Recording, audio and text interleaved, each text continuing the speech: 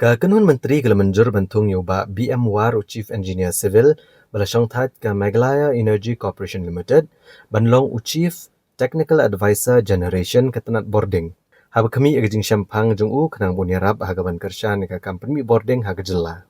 Kakanun Menteri kala aju menjuru ban mang RQR point lainnya kelur tengka kum kejing sio bajaka nagabentaban peniyad yagi sainar boarding elektrik basispa laipu RKV. Kebajrong 100.1 kilometer kebapnia so yaka arspa arpau la shispa laipu RKV secondary substation syaka shispa laipu la laipu lai KV nangta R into sanpau MVA mau kanu substation. Kini kejing menjur ke kentup ru ya kejing seo baluk kesan na kebentaka right of way na kelenti ban peniat iki sainar kenang baon la ban pendap no ya kene ke project.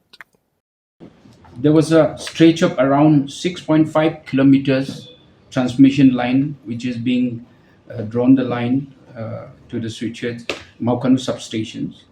So there, government has to acquire some plot of land there. So which government has already, the cabinet has already approved.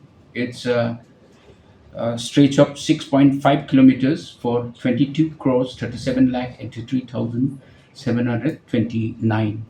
So cabinet has approved this substation line, and beneath this power line, transmission line, is also will be the plot where the department will be using. So that is called right of way.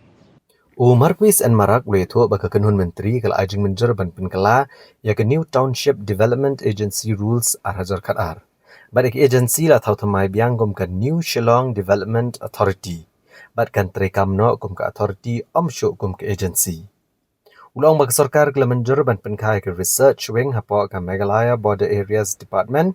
Bat gom takani ke tenat sarkar kan satau ya ke service rules ban penyat renti iki kam kijam. Ulang Bakakanun Menteri kala menjeruk ban penkelai ke Meghalaya Goods and Services Tax Act dan kebawan rai ke Ordinance bat kini kalongkat kum kerai ke Belashim dengan GST Council jong ke Sarkar India. Kakanun Menteri kala menjeruk ke kerteng jogi hek Sarkar ke ban led ban penher ke lama kari hak jengrakie ya ke sengi yo lat luat kari hak kat santerik unailar hak lenggi benta jong ke jela Meghalaya.